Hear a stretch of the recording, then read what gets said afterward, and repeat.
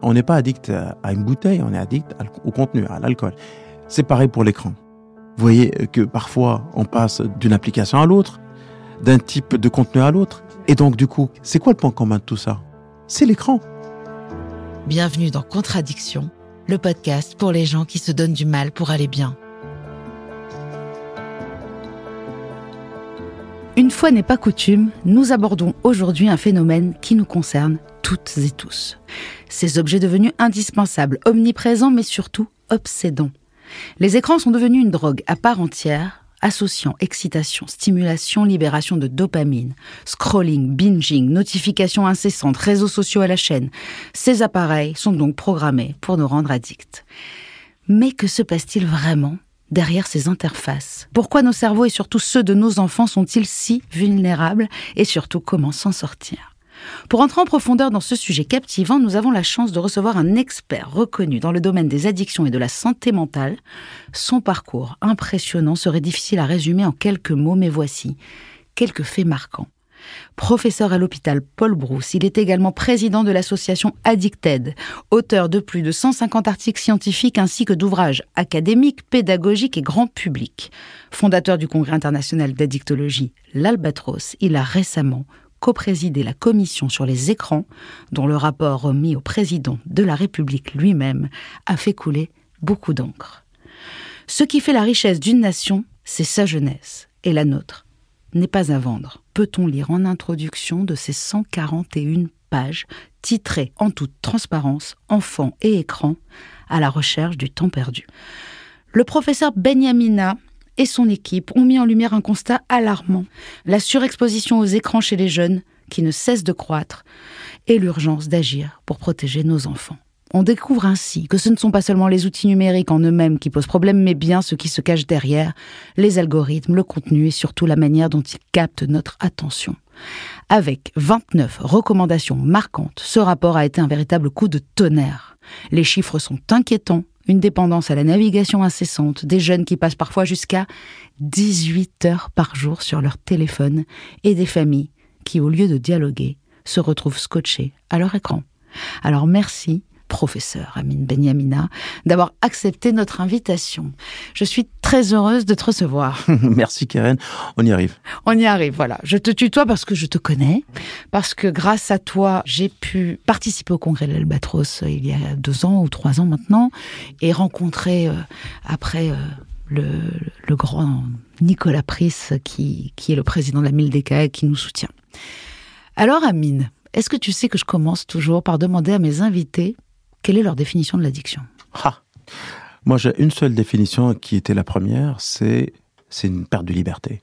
C'est la privation d'une liberté fondamentale que celle de pouvoir s'abstenir, soit de consommer des produits, soit d'avoir un comportement qui, à terme, est préjudiciable à notre santé physique, mentale et environnementale et sociale. Voilà. Ensuite, évidemment, il y a toutes les grandes définitions académiques, mais je pense qu'aujourd'hui, pour ce format qui est le tien et qui est remarquable, tout est dit. C'est une question de liberté, l'addiction. C'est parfait, c'est une prison, donc on est privé de liberté. Comment tu définis l'addiction au numérique ? Ça c'est compliqué. Lorsqu'on a rencontré le président de la République, à sa demande, on l'a vu avant les fêtes, c'était l'année passée, puis il l'a annoncé juste après les fêtes. Il nous a dit, j'ai bien conscience qu'en vous demandant de me faire un rapport sur les écrans, je ne vous facilite pas la tâche, parce que être addict à un écran, ça veut dire tout dire et rien dire à la fois. Et ensuite, évidemment, derrière l'écran, c'est le numérique. C'est un peu, on a tendance à le dire parce que je présente le rapport un peu partout, aussi bien devant des experts, devant des professionnels de la profession, comme on dit, que devant le grand public. Je prends cet exemple, je leur dis, on n'est pas addict à une bouteille, on est addict au contenu, à l'alcool. C'est pareil pour l'écran. J'étais très fier de cette trouvaille jusqu'au jour. Évidemment, ce qu'il y a derrière l'écran, c'est les réseaux sociaux, la consommation effrénée de contenu. Alors, ça peut être toutes sortes de contenus, mais aussi des contenus pornographiques, on le sait bien, des contenus de violence, des contenus quasi interdits, et des contenus qui ne sont pas adaptés à l'âge de celui qui les consulte. C'est tout ça. Et donc, tout est porté par ce que vient de dire Keren, le numérique, la révolution numérique. En même temps, j'expliquais que c'est vrai, c'est par facilité que je parle d'écran. Et puis un jour, je discutais, comme je le fais avec toi maintenant, avec des personnes qui ont des enfants, ou bien eux-mêmes qui consomment beaucoup les écrans, qui me disent Mais vous savez, professeur, c'est vrai, ce que vous dites est parfaitement vrai. Tout le monde a bien compris qu'on est addict à Instagram, Snapchat, au scrolling, au réengagement passif, à ces algorithmes qui nous définissent, qui nous renvoient ce qu'on attend. Mais en même temps, vous voyez que parfois, on passe d'une application à l'autre, d'un type de contenu à l'autre. D'une addiction à l'autre, c'était un beau Voilà. lapsus. Et donc, du coup, c'est quoi le point commun de tout ça? C'est l'écran. Et parfois, on a le sentiment, et moi le premier, que quand on a épuisé Instagram, on passe sur Snap, et quand on a épuisé sur Snap, on passe sur... Et c'est quoi? C'est cet objet qui devient un objet en lui-même addictif.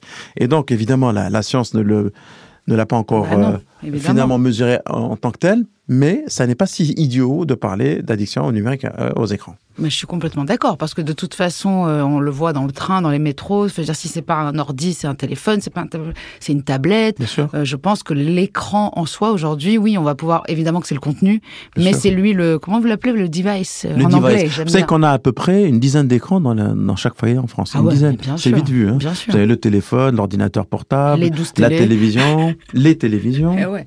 Un peu le PC fixe. Donc et puis on surtout la connectivité entre tous. Oui. Tout le monde est connecté. Moi, je vois mon fils, il ne sait pas lire l'heure. Il demande, dis Google, quelle heure il est. Ah ouais, c'est fou. Ouais, c'est pas un écran par contre. Ouais. C'est vrai. Alors, l'évolution du phénomène, c'est ça qui est important quand même. Est-ce qu'on a observé une augmentation des cas d'addiction numérique ces dernières années? Est-ce que dans ton rapport, c'est ça que vous mettez en avant? Alors, on ne met pas que ça en avant. Ouais. C'est un rapport dans lequel on montre la nocivité de la consommation des écrans. Parmi les éléments qui font consensus, on en a 3. C'est d'abord et avant tout, et là toute la littérature scientifique le montre, on a auditionné des personnes expertes, c'est les effets sur la vision, avec la lumière bleue.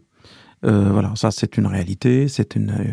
On a même des experts ophtalmo qui nous ont parlé d'une génération de myopes, si on continue dans ce sens. C'est de fixer quelque chose de trop près, c'est-à-dire qu'en fait... Non, c'est le fait de fixer. La lumière bleue, c'est... Et la lumière bleue, c'est souvent... Et puis de ne pas être en extérieur aussi, de ne pas fixer des points loin, c'est ça? Aussi, absolument. Il y a beaucoup d'éléments, je ne vais pas rentrer dans le détail. Si, mais on a envie de dire aux gens qu'il faut marcher dans la forêt. Voilà, marcher dans la forêt, essayer d'avoir vraiment un horizon lointain.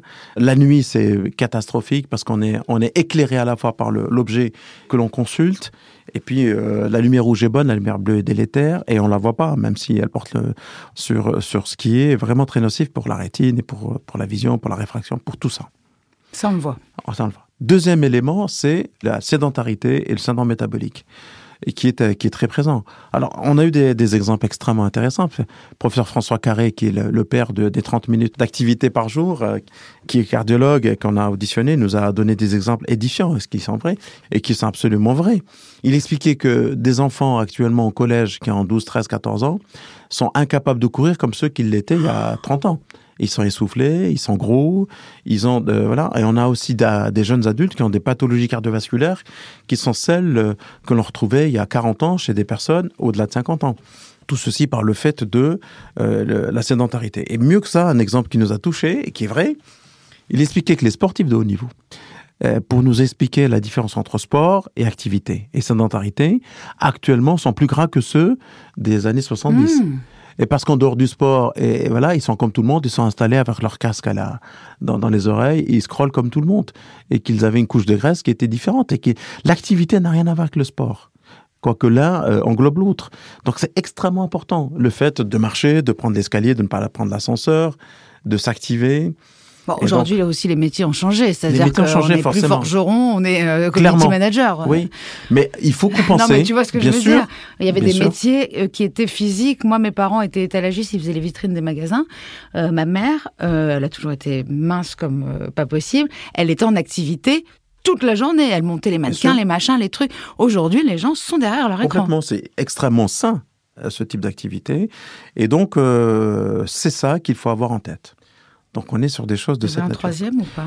Le troisième, je le montre dans le rapport, c'est la technoférence pour laquelle se pose la question. La technoférence, c'est le fait d'avoir des ondes qui vont interférer, notamment lorsqu'on est jeune. Lorsqu'on est jeune, donc entre 0 et 6 ans, là, on a des éléments extrêmement importants sur les risques, par exemple, de porter un device lorsqu'on est dans une maternité, par les parents, tout ça. Est-ce que tu penses que dans 20 ans, on va regarder les films où les gens étaient au téléphone dans une maternité comme on regarde il y a 20 ans Ouais. tu sais, le gynécologue qui fume. Oui. On va regarder ça comme ça. Ben, je l'espère, du moins. Et on va nous dire, on était des grands malades. Oui, absolument, je l'espère. Tu te rends compte? On était au téléphone dans le métro. Bien sûr. Donc, ça fait partie des éléments sur lesquels on est... il y a des éléments de consensus absolu. Des questionnements se posent sur l'imputabilité. Il y a 2 éléments. Sur l'imputabilité des maladies psychiatriques et les TSA, les troubles du spectre autistique. Donc là, on parlera. Et puis un autre élément, c'est les perturbateurs endocriniens. La littérature est contradictoire, mais on est vigilant, on continue à... Voilà. La fertilité aussi, oui, voilà, tout ça. les hommes qui ont le téléphone dans la poche. Cela dit, là, on a un peu séché, c'est parce qu'on était sec, parce que, oui, c'est le cas. On est sur des données avec... très peu d'effectifs. Très peu de recul. Une méthodologie qui n'est pas très bonne. Et il n'y a pas beaucoup de moyens qui ont été alloués directement à ça. Et donc, dans une des recommandations au président de la République, vous demandez des moyens. Des moyens pour la recherche. Bien sûr. Est-ce que le président et puis toute son équipe, le gouvernement, a été surpris, vous pensez réellement, par ce rapport, ou est-ce que quelque surpris part, par les résultats, non, tout le monde savait qu'on avait un phénomène qui s'est imposé à nous. Ouais. En revanche, l'importance des effets chiffrés et mesurés ont été surprenants. Puis je ne parle pas, par exemple, du caractère polluant du numérique. Le numérique, c'est la pollution complète. Pour fabriquer un device, un ordinateur, on a besoin de terres rares. On n'a pas conscience. C'est la guerre du pétrole des années 60, 70. Mais tout est polluant quand même aujourd'hui. En fait, est-ce qu'il y a un lobbying derrière on parle du virtuel, aussi, mais c'est pas... Ouais, c'est pas virtuel. Je veux dire, on sait où sont les datas. Non, mais le truc, c'est-à-dire que on sait aussi que le gouvernement, parfois, est un peu pieds et poings liés avec les lobbying des alcooliers, les tabacs. Est-ce qu'il y a ça aussi? Mais évidemment qu'il y a un lobbying. Voilà. Alors, le lobbying, il est pas, c'est pas un lobbying en France. C'est un lobbying dans le monde. Et nous, on a une dimension européenne. Lorsque le président nous a rencontrés, il nous a dit, je vous invite à faire un rapport qui aura pour mission, évidemment, d'informer les Français et m'informer, et surtout, de pouvoir être un élément qui me permette d'influencer au niveau international, notamment en Europe. Pourquoi je dis ça? Parce que la France a fait des choses. La France, avec son commissaire Thierry Breton, qui n'est plus là d'ailleurs, a été à l'origine de 2 textes extrêmement importants, le DSA, les Digital System Act, je crois, et le DMA, Digital Market Act, qui permet de réguler ces grandes plateformes monstrueuses que tout le monde connaît, Meta, Snapchat, Apple, Google, les GAFAM, tout ça.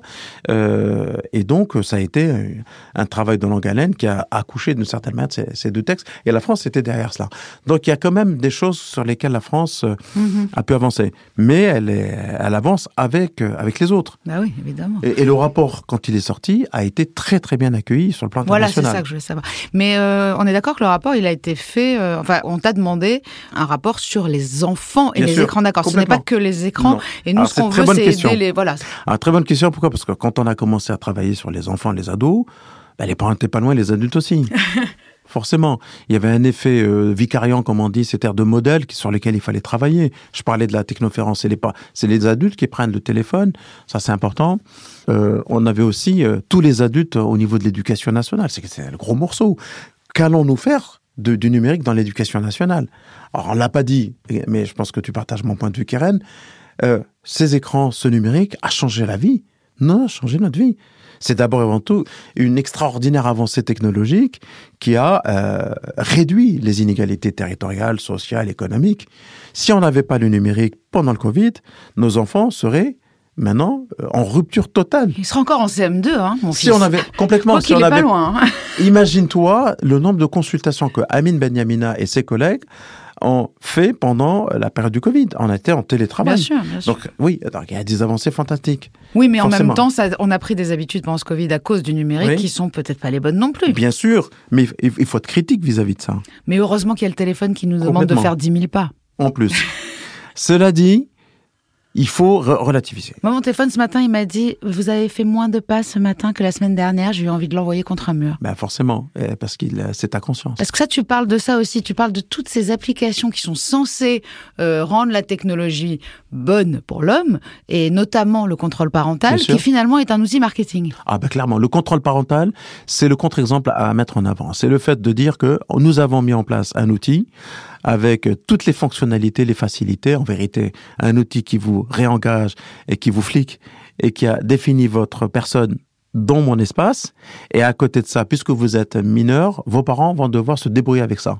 Et nous, on s'en lave les mains. Exactement. C'est ce qu'on a dénoncé, lorsqu'on a reçu tous les Meta, les Snapchat, les Apple, tout ça. On les a tous auditionnés. Pour la petite histoire, on a auditionné à peu près 120 experts et 150 jeunes. Donc tout ça, on le sait. Jeunes, tu parles de entre quel âge? On a fait un hackathon. Je crois qu'ils étaient entre 13 et 17 ans. On les a entendus.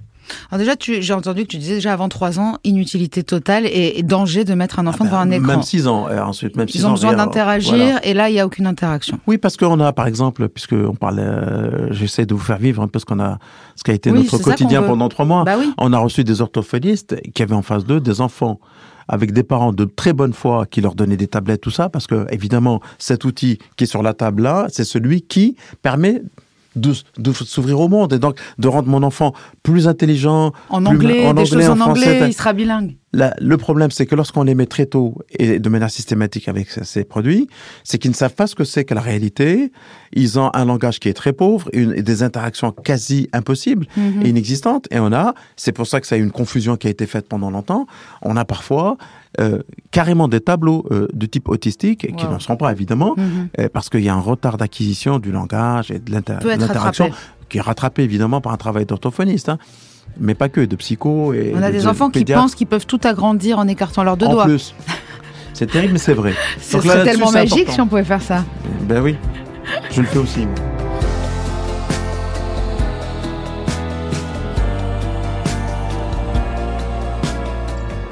Donc c'est les enfants les plus vulnérables, évidemment. Oui. Et c'est pour ça qu'on vous a demandé ce rapport, et c'est aussi parce que c'est notre génération future et qu'on veut avancer là-dessus. Oui. Quels sont les signes qui peuvent indiquer, évidemment, pour les parents? Maintenant, le but, c'est quoi? C'est d'alerter. Moi, je préfère qu'on parle. J'ai plein de questions, j'en ai beaucoup trop, mais je préfère que toi, tu parles de ce dont tu as envie de parler, c'est-à-dire de ton rapport. Mon rapport, c'est simple. On a fait 29 propositions. Elles tournent autour de plusieurs axes. Ça. Il y a 6 axes à peu près. Je ne vais pas les citer parce que c'est rébarbatif, mais globalement, l'esprit, c'est de d'abord expliquer que l'outil est là, il faut le réguler et il faut faire un bon usage de l'outil parce qu'on ne peut pas... L'interdire. Ça n'a pas beaucoup de sens, l'interdire. L'interdiction, c'est la stimulation de la curiosité. C'est un peu le principe. Alors, donc, on ne le sait pas. Et puis, l'interdire, comment vivre sans.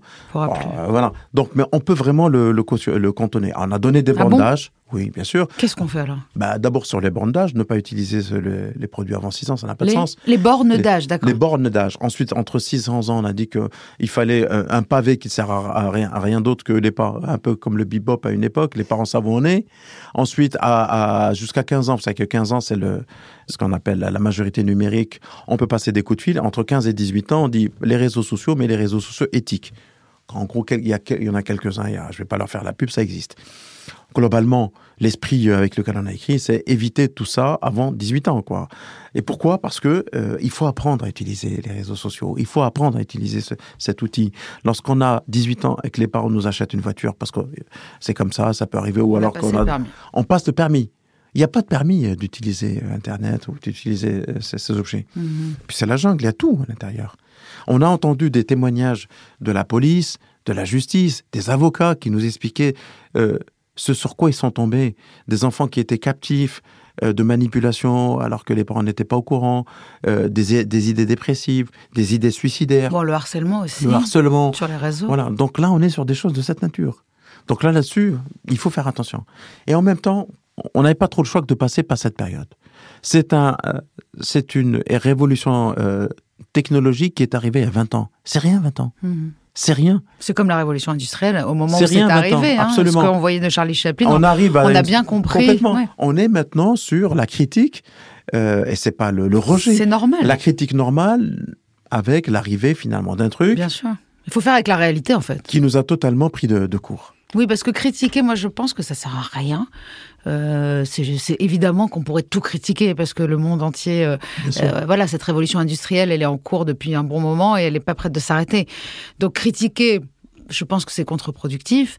Et le mieux, c'est justement de commencer à regarder où sont les... Mais après, il y a aussi cette hypocrisie de se dire, on sait que c'est dangereux, c'est comme la cigarette. Pourquoi est-ce que c'est autorisé, quoi? Pourquoi est-ce que c'est légal, tu vois?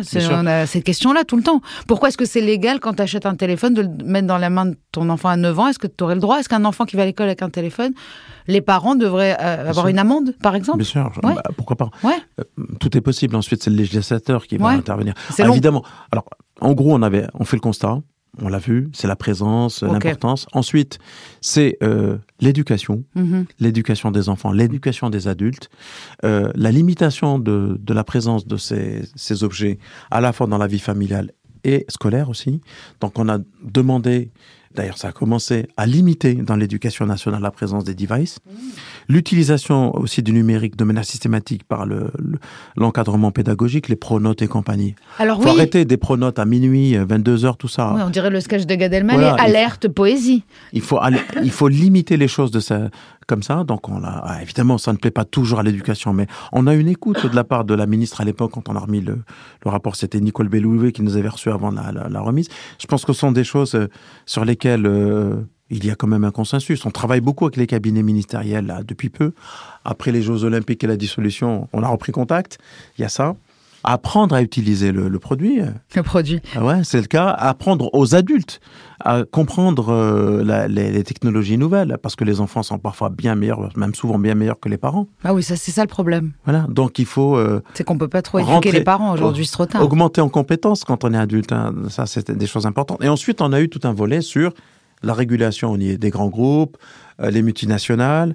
Oui, parce que c'est ça. Qu'est-ce qu'on peut faire, en fait, pour mieux protéger les mineurs contre les contenus nocifs? Quelle est la responsabilité des plateformes dans le développement de cette addiction? Et surtout, comment est-ce qu'elles peuvent être responsabilisées? Elles sont responsabilisées. Depuis la sortie du rapport, on a vu quand même des initiatives qui vont dans le bon sens. Parce qu'ils sentent le vent tourner. Ça, c'est vrai. Évidemment, ils ont la maîtrise de la technologie pour pouvoir faire que leur outil ne devienne pas un outil addictif. Le scrolling, par exemple, le réengagement, ça pose problème. Le contenu des algorithmes qui nous définissent, on n'a jamais réussi à, évidemment, rentrer dans le cœur de la recette. Personne n'en parlera. C'est le but même, l'essence même de leur modèle économique. Hein. C'est à en avoir beaucoup. Il y en a un qui cache pas ses intentions, c'est l'application TikTok, qui est très clairement rémunéré le temps passé dans son application. TikTok Lite, ça a été évidemment bloqué. C'est tout ça qui pose problème. Wow. Ouais, c'est tout ça. Et ensuite, tout un travail sur comment nous, dans l'espace dans lequel on vit, en France, en gros, on allait traduire tout cela.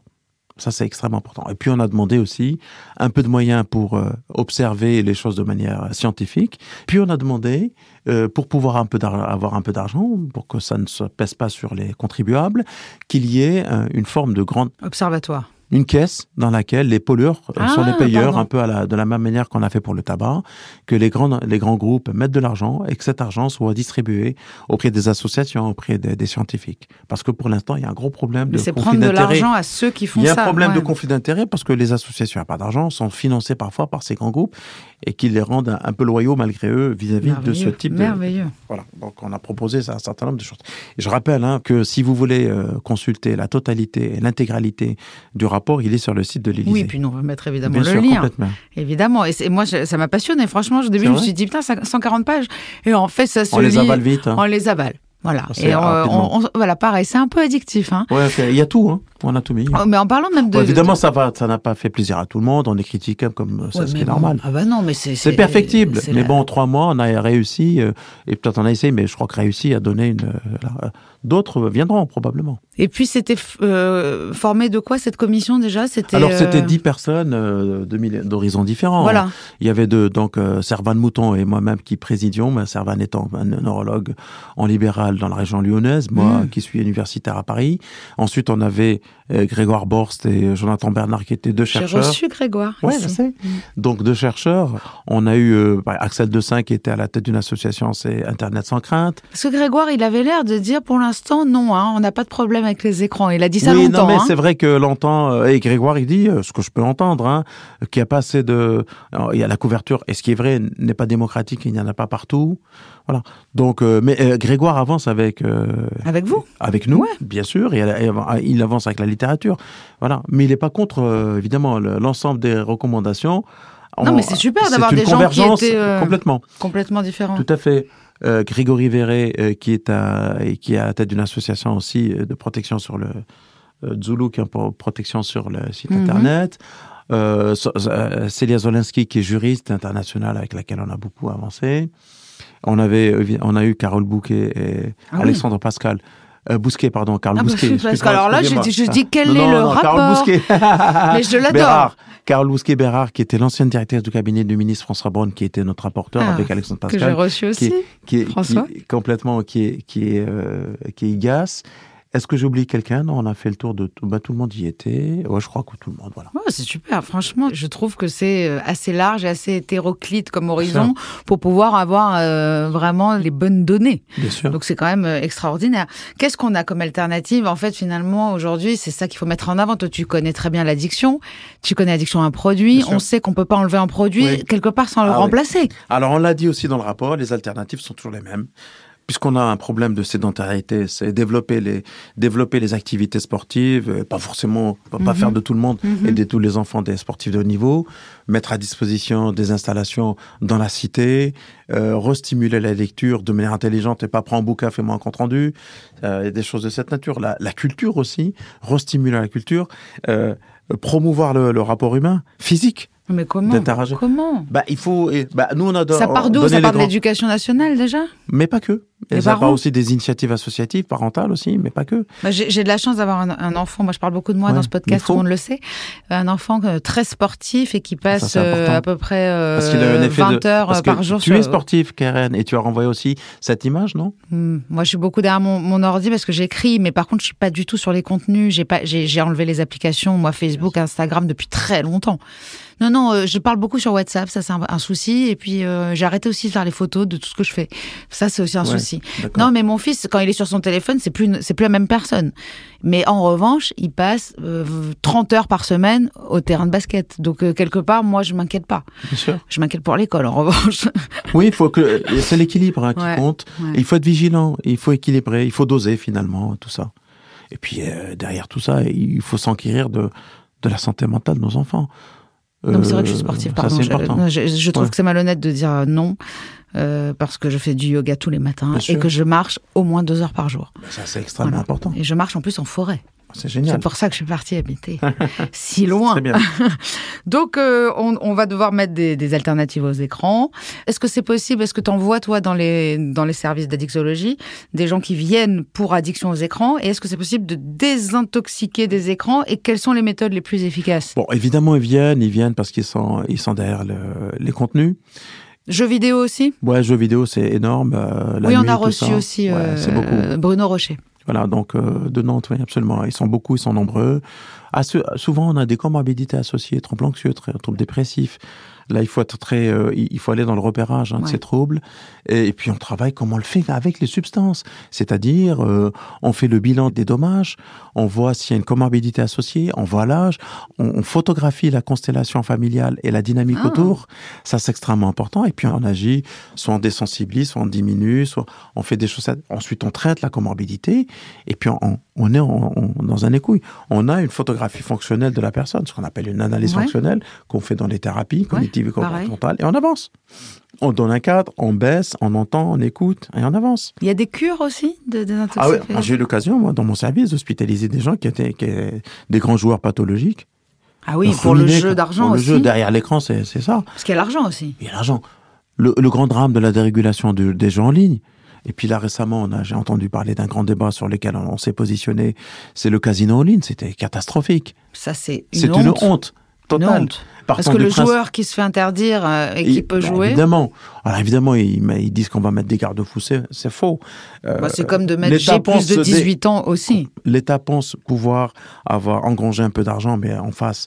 C'est un gouffre d'argent qui va arriver pour les prises en charge et pour les dommages occasionnés par ces casinos en ligne. L'exemple d'une aberration, la fausse bonne idée, quoi. Et on a aussi les achats compulsifs en ligne, des gens qui passent des heures à chercher des produits dont ils n'ont pas besoin. Complètement. Ouais, ce qu'on appelle la fièvre acheteuse. Oui, mais c'est-à-dire que les plateformes Amazon, je ne veux pas faire de la pub, mais c'est vraiment, je me vois moi-même faire.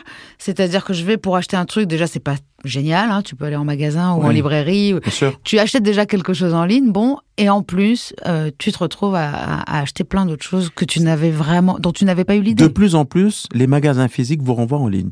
Par exemple, vous allez à un produit qui vous plaît, vous n'avez pas la couleur ni la taille. C'est en ligne. Systématiquement, ils disent achetez en ligne. Et donc, quand vous vous connectez, c'est pas un magasin que vous avez, c'est tous les magasins sous le nez. Et vous achetez toujours plus que vous ne pouvez imaginer. En général, c'est un peu moins cher parce qu'il y a pas toute la logistique à régler. Et un dernier sujet qui n'est pas de l'addiction, mais qui parle de liberté aussi, les données collectées depuis la naissance d'un enfant. C'est un problème. C'est un vrai problème. Il y a le RGPD qui est là, mais qui n'est pas suffisant. On est absolument d'accord. On a soulevé avec cette commission vraiment des problématiques de type légal. Puis on était coincé par la puissance de ces plateformes. Un problème, par exemple, pour pouvoir imputer les problématiques addictives et puis les dommages liés à l'utilisation des écrans, il y a un tout simple, c'est la définition de l'addiction à l'écran. Ouais, exactement. Elle n'existe pas. Il y a un vrai travail scientifique, pédagogique, et même de lobbying scientifique pour pouvoir l'inscrire dans les critères internationaux, comme dans le DSM ou la CIM. Oui, comme c'est arrivé pour l'anorexie ou pour... C'est pas le cas pour l'instant. Des écrans. Ouais. Des écrans, l'écran en général. L'écran en général.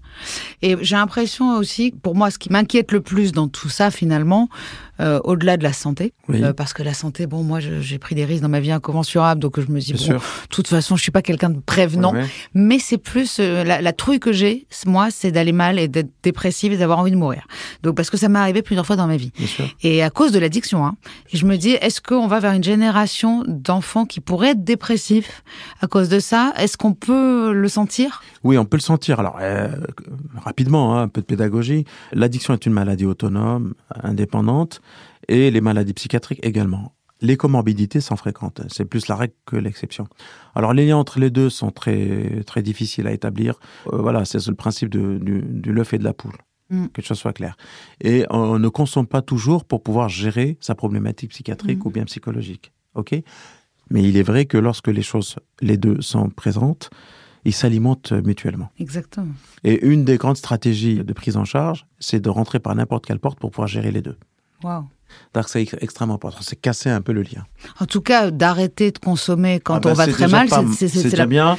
Moi, je me suis rendu compte que je pensais être dépressive et que je consommais. Quand j'ai arrêté de consommer, je me suis rendu compte que j'étais pas dépressive. Clairement, parce que la consommation est dépressogène. Voilà. C'est addictogène et dépressogène. Moi, je dis une phrase toute simple, qui est rien à mes patients. Je leur dis, écoutez, vous n'êtes pas bien, vous avez recours au psychotrope le plus facile, qui est le plus légal, c'est l'alcool. Par exemple, si je prends l'exemple de l'alcool, je leur dis, voyez, vous allez avoir deux choses à gérer maintenant, votre dépression et votre alcool. Donc, laissez-nous gérer une seule, on vous aidera pour le reste. Voyez ? Eh bien, écoute, c'est ça, on va te laisser aider pour le reste. Non, mais c'est important de savoir aussi qu'on peut être accueilli pour cette addiction. Complètement, il y a beaucoup de grandes structures qui savent prendre en charge les problématiques liées au contenu des écrans. Et ce qui est chouette aussi, c'est de déculpabiliser les consommateurs, un petit peu comme on a reçu Martin Drago, qui est de l'action Alliance contre le tabac, qui condamne l'industrie plus que le fumeur. Je pense qu'il y a aussi, on culpabilise énormément les gens en leur donnant le nombre d'heures sur lesquelles... Et en fait, je pense que votre commission et le rapport ont permis enfin de voir aussi que les coupables sont ceux qui sont derrière les écrans. On est d'accord. Et d'ailleurs, j'entends une petite musique là depuis peu portée par des membres du gouvernement qui souhaitent s'attaquer aux consommateurs. Je pense qu'on fait fausse route. C'est fausse route, bravo. Une énorme fausse route. Clairement, moi, je ne suis pas quelqu'un qui est irresponsable. Mais tu n'es pas répressif. Je ne suis pas dans la répression, je suis dans la compréhension. Et s'il faut réprimer, ce sont évidemment les trafiquants, les gars. Et puis les consommateurs, partant du principe qu'au bout d'un joint, il y a la mort, je ne suis pas d'accord là avec ça. Il faut comprendre et il faut adapter la loi pour pouvoir vraiment taper là où il faut. Bien sûr, et aller chercher les nouveaux dealers. Complètement. Et qui sont rarement au coin de la rue, qui sont derrière les écrans. D'ailleurs, ces gens-là ont interdit à leurs enfants d'y aller, d'utiliser les écrans. Et bien, la boucle est bouclée. Merci Amine. Je t'en prie, merci beaucoup. Ce podcast est soutenu par la mission interministérielle de lutte contre les drogues et les conduites addictives. La MILDECA anime et coordonne les actions du gouvernement en matière de lutte contre les toxicomanies. Contradiction, ce n'est pas seulement un podcast, c'est aussi un livre qui s'en inspire, mais qui lui est surtout complémentaire. Alors vous y trouverez des réflexions autour de la dépendance, de ce que j'ai appris, des solutions que j'ai trouvées. Contradiction, le livre, est disponible à peu près partout aux éditions Erol. Rendez-vous dans 15 jours sur toutes les plateformes d'écoute pour un nouvel épisode. Et en attendant, retrouvez-nous sur les réseaux sociaux de Rose et de Contradiction.